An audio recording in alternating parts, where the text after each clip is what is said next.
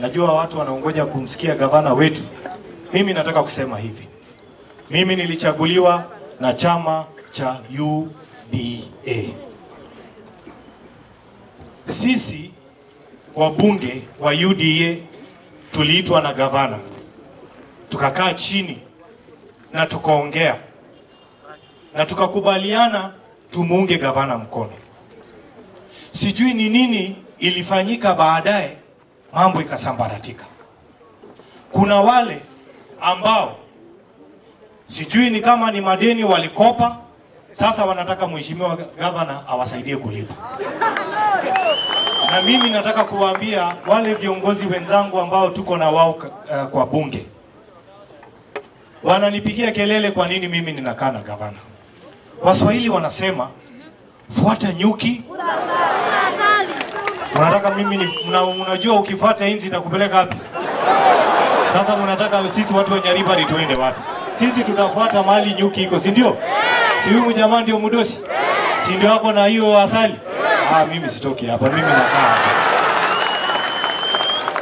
Kwa hivyo gavana, mimi utaniona tu niko nyuma yako, Ukijaribu kunipeleka kona, mimi niko na wewe. Kwa hivyo mimi ni mzigo yako na wewe ni mzigo yangu. Hatuachani.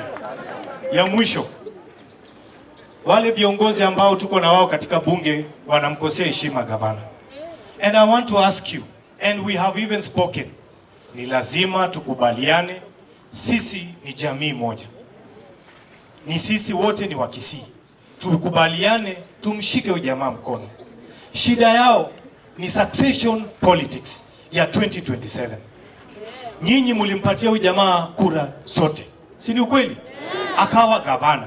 Mimi nilichaguliwa na UDA. Mheshimiwa Alpha UDA. Mheshimiwa Obiri is it Wiper? Wengine namna hii.